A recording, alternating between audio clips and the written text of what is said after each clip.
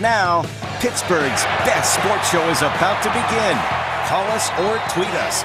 We got things to talk about on the Ireland Contracting Nightly Sports Call. All right, Ken, thanks very much. Good evening, everyone, and welcome to the Ireland Contracting Nightly Sports Call right here on the Borders and Borders hotline.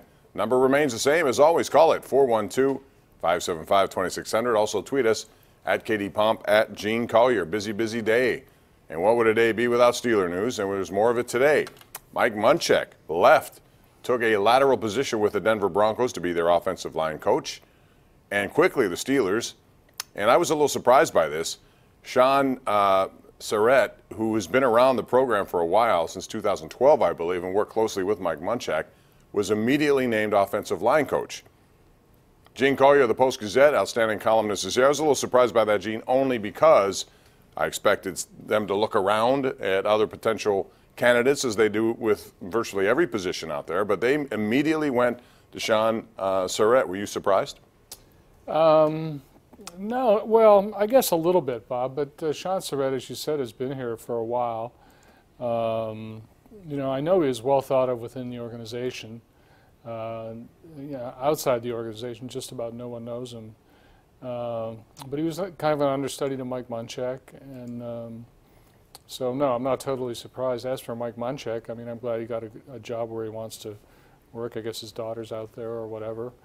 And, you know, he did a great job for the Steelers, especially with their depth along the offensive line.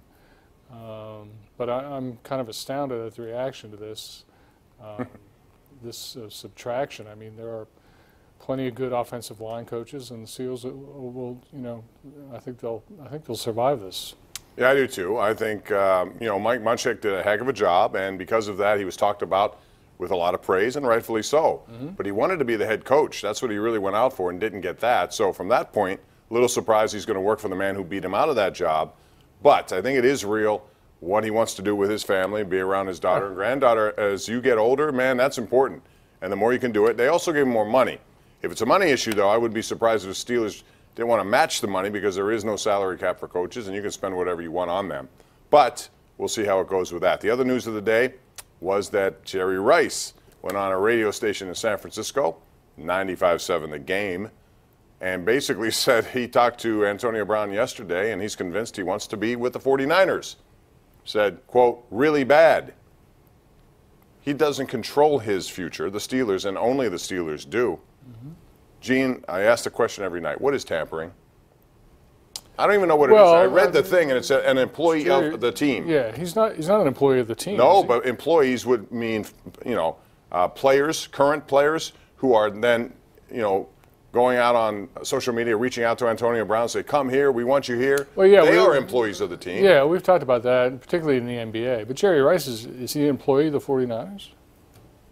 He might have some kind of consulting. I'm not sure. He's around there a lot. My point is, I don't know if it's maybe then. Do you remember when college coaches, they had to change the rules about how much contact you could have with high school guys?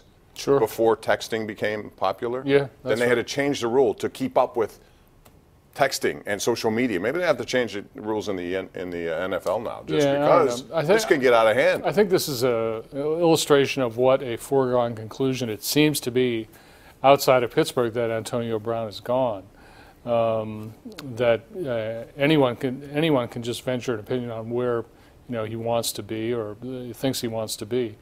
You know, Antonio Brown is fully capable of telling someone else to go somewhere else. Pitt with a big win here tonight. We're going to talk about that as well. Upsetting number 11, Florida State, a team which came off a gut-wrenching loss at the buzzer to Duke on Saturday. I had a feeling they might be down and overlook Pitt. If they did, it showed in their three-point shooting. They were 2 for 22. Pitt wins. They went to the line. They made their foul shots. It's a good young team that, when it adds more recruits this season, should be even better next year for Jeff Capel. We'll talk about that and some other news that we have to tell you about. Pitt football, the Pirates, whatever. Call us, 412-575-2600. That is the number of the Borders and Borders hotline right here live on Pittsburgh CW. The Ireland Contracting Nightly Sports Call is brought to you by Ireland Contracting, Pittsburgh's #1 home exterior expert in roofing, siding, windows, and gutters.